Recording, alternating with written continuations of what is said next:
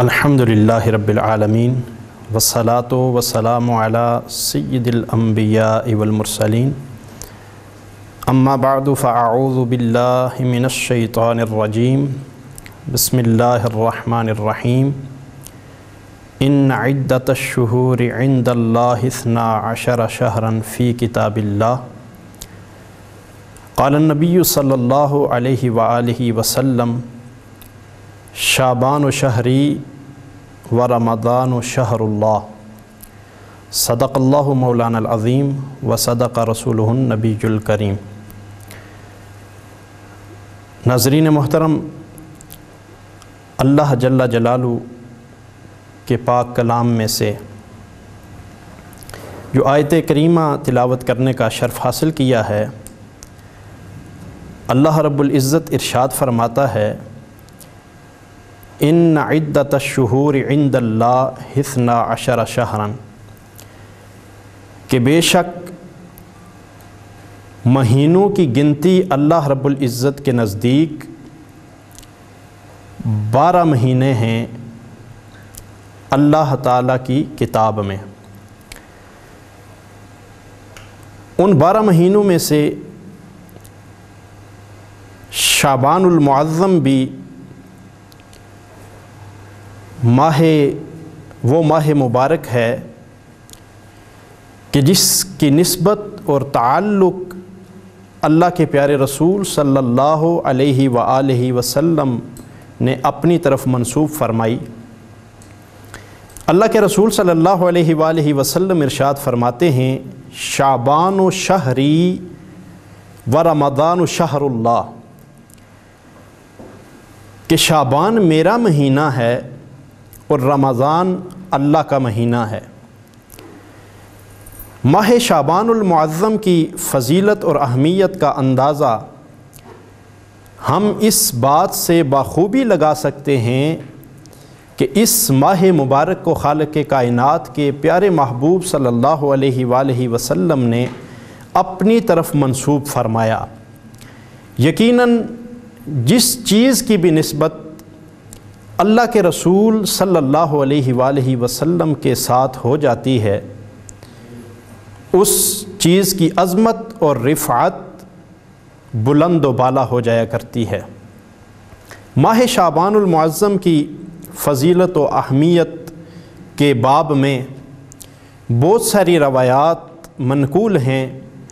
اللہ کے پیارے محبوب صلی اللہ علیہ وآلہ وسلم کے فرامین مبارکہ اس کی عظمت پر گواہی دے رہے ہیں۔ اللہ کے پیارے رسول صلی اللہ علیہ وآلہ وسلم کا یہ مبارک عمل رہا کہ جب بھی شعبان المعظم شروع ہوتا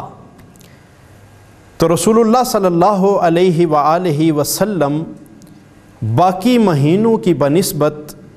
اس مہینے کو اس طرح اہمیت دیتے کہ اللہ کے رسول صلی اللہ علیہ وآلہ وسلم اس ماہ مقدسہ میں کثرت سے روزے رکھا کرتے تھے۔ حضرت سیدہ عائشہ صدیقہ رضی اللہ تعالی عنہا آپ روایت فرماتی ہیں کہ اللہ کے رسول صلی اللہ علیہ وآلہ وسلم ماہ شعبان میں اس کثرت سے روزے رکھتے کہ باقی کسی بھی مہینے میں رمضان کے علاوہ حضور علیہ الصلاۃ والسلام اس کثرت سے روزے نہیں رکھا کرتے تھے۔ اور بخاری شریف کی روایت میں حضرت سیدہ عائشہ صدیقہ رضی اللہ تعالی عنہا آپ روایت فرماتی ہیں کہ اللہ کے رسول شعبان میں کثرت سے روزے رکھتے، یہاں تک کہ حضور ان روزوں کو رمضان سے ملا دیتے، اور اللہ کے رسول صلی اللہ علیہ وآلہ وسلم ارشاد فرمایا کرتے کہ اس مہینے میں اپنی توفیق و استطاعت کے مطابق عمل کیا کرو کہ اللہ رب العزت اپنا فضل اس وقت تک نہیں روکتا کہ جب تک بندہ اکتا نہ جائے۔ حضرت ام سلمہ رضی اللہ تعالی عنہا آپ سے بھی روایت منقول ہے، ترمذی شریف کی حدیث مبارکہ ہے، آپ فرماتی ہیں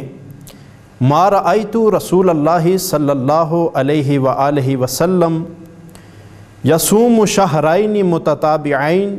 الا شعبان و رمضان۔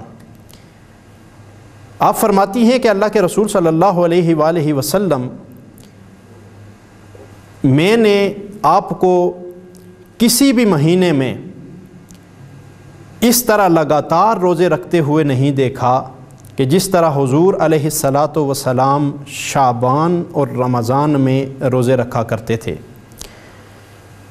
اور ما ثبت بسنہ میں شیخ محقق عبدالحق محدث دہلوی نے لکھا کہ اللہ کے رسول صلی اللہ علیہ وآلہ وسلم فرماتے ہیں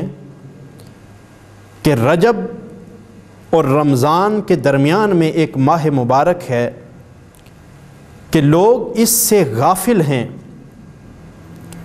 یہ ایسا مہینہ ہے کہ اس میں لوگوں کے اعمال اللہ رب العزت کی بارگاہ میں پیش کیے جاتے ہیں، اور حضور علیہ الصلاۃ والسلام کا عمل مبارک کہ جب آپ علیہ الصلاۃ والسلام روزے کثرت سے رکھا کرتے تھے تو صحابہ کرام نے حضور علیہ الصلاۃ والسلام کی بارگاہ اقدس میں سوال کیا، پوچھا یا رسول اللہ صلی اللہ علیہ وآلہ وسلم آپ اس مہینے میں کثرت سے روزے کیوں رکھتے ہیں؟ تو اللہ کے رسول صلی اللہ علیہ وآلہ وسلم نے فرمایا کہ اس مہینے میں اعمال اللہ رب العزت کی بارگاہ میں پیش کیے جاتے ہیں، اور میں یہ تمنا اور آرزو رکھتا ہوں، میری یہ خواہش ہے، میری یہ چاہت ہے کہ میں اللہ رب العزت کی بارگاہ میں اس انداز میں میرے اعمال پیش ہوں کہ میں روزہ کی حالت میں ہوں۔ اور ایک روایت میں اس طرح بھی ہے کہ لوگوں کی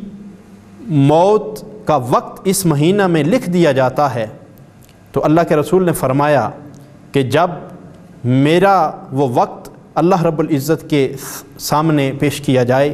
تو میں اللہ رب العزت کی بارگاہ میں اس حال میں پیش کیا جاؤں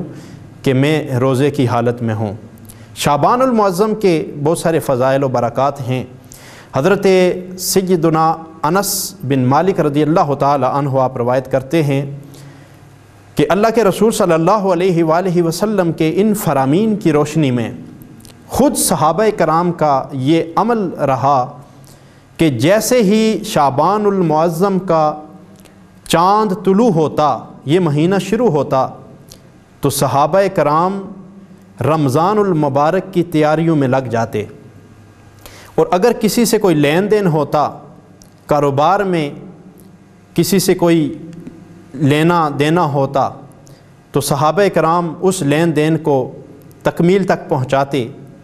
حکام جو ہوتے وہ قیدیوں کی جزا سزا کا جو معاملہ ہوتا اس کو مکمل کر کے تمام اپنے امور کو رمضان المبارک کے آنے سے پہلے پہلے کمپلیٹ کر لیتے، مکمل کر لیتے، اور جب رمضان المبارک کا مہینہ شروع ہوتا تو ہر کام سے ہٹ کر وہ عبادت پر کمر بستہ ہو جاتے اور اللہ رب العزت کی بارگاہ میں زیادہ سے زیادہ عبادت کرتے۔ بعض اہل اللہ نے یہ بھی فرمایا ہے کہ رجب المرجب یہ بیج بونے کا مہینہ ہے، کہ رجب المرجب میں نیکی کا بیج بویا جاتا ہے، اور شعبان المعظم اس نیکی کے بیج کو اللہ رب العزت کے خوف اور رجا کے آنسوؤں سے اس نیکی کے بیج کو پانی دینے کا یہ شعبان المعظم مہینہ ہے، اور رمضان المبارک یہ فصل کاٹنے کا، نیکی کی فصل کاٹنے کا مہینہ ہے کہ جب بندہ رجب المرجب سے ہی نیکی پر آمادہ ہو جائے اور نیکی کی طرف راغب ہو جائے، اور شعبان المعظم میں اس عمل میں اور پختگی آ جائے، تو پھر رمضان المبارک میں یقینی طور پر وہ صحیح معنوں میں اللہ رب العزت کی عبادت اور ریاضت میں استقامت کے ساتھ زیادہ سے زیادہ وہ عبادت بجا لا سکتا ہے۔ اور یہی اللہ کے پیارے محبوب صلی اللہ علیہ وآلہ وسلم کا طریقہ کار رہا۔ شعبان المعظم کے فضائل و برکات کے حوالے سے اللہ کے رسول صلی اللہ علیہ وآلہ وسلم کے بہت سارے فرامین ہیں۔ اس کی طرف اللہ کے رسول صلی اللہ علیہ وآلہ وسلم نے ترغیب دلائی، اپنے پیارے اصحاب کو اللہ کے رسول صلی اللہ علیہ وآلہ وسلم نے اعمال حسنہ کرنے کا حکم دیا۔ اللہ کے رسول صلی اللہ علیہ وآلہ وسلم خود شعبان المعظم میں کثرت سے روزے رکھتے، دیگر عبادات بجا لاتے، یہاں تک کہ روایات میں ہے کہ اللہ کے رسول صلی اللہ علیہ وآلہ وسلم رمضان کے علاوہ شعبان وہ مہینہ ہے کہ جس کے پورے مہینے کے اللہ کے رسول صلی اللہ علیہ وآلہ وسلم نے روزے رکھے اور امت کو اس کی ترغیب دلائی۔ یقینی طور پر اللہ کے رسول صلی اللہ علیہ وآلہ وسلم کا یہ عمل مبارک ہمیں اس طرف رہنمائی فرماتا ہے کہ ہم ان ایام کو غفلت میں نہ گزاریں۔ یقیناً ہر دن، ہر لحظہ، ہر گھڑی ہمارے لیے قیمتی ہے کہ ہم اس کو اپنے لیے قیمتی بنا کر اللہ رب العزت کی عبادت و بندگی بجا لیں، اور بالخصوص وہ ایام کہ جن میں اللہ رب العزت نے حکم ارشاد فرمایا اور اللہ کے رسول صلی اللہ علیہ وآلہ وسلم کا عمل مبارک رہا کہ وہ ان ایام میں، ان مہینوں میں کثرت سے عبادت بجا لاتے اور امت کو اس کی ترغیب دلاتے۔ ہمیں بھی ان ایام کو غفلت میں نہیں گزارنا چاہیے، بلکہ اللہ رب العزت کی عبادت اور بندگی کرتے ہوئے اپنا ذہن رمضان المبارک کی آمد کے لیے تیار کرنا چاہیے۔ اللہ کے رسول صلی اللہ علیہ وآلہ وسلم کا یہ بھی فرمان مبارک ہے، حضور سے پوچھا گیا، حضرت انس رضی اللہ تعالیٰ عنہ راوی ہیں کہ اللہ کے رسول سے سوال کیا گیا، یا رسول اللہ ماہ رمضان کے علاوہ کون سے روزے افضل ہیں؟ تو اللہ کے رسول نے فرمایا کہ رمضان کی تیاری کے لیے شعبان المعظم کے روزے افضل ہیں، اس سے تم اپنے قلوب کو گناہوں کی جو نحوست ہے اس سے پاک کرنے کے لیے اس میں روزے رکھو۔ اللہ رب العزت ہمیں حضور علیہ الصلاۃ والسلام کے ان فرامین پر عمل کرنے کی توفیق عطا فرمائے، حضور علیہ الصلاۃ والسلام کی سیرت طیبہ کو اپنانے کی توفیق عطا فرمائے۔ یقیناً اسی میں ہمارے لیے دنیا و آخرت کی فلاح اور کامیابی کا راز پوشیدہ ہے۔ اللہ رب العزت ہم سب کو عمل کی توفیق عطا فرمائے۔ وما توفیقی الا باللہ العلی العظیم، وآخر دعوایا ان الحمد للہ رب العالمین۔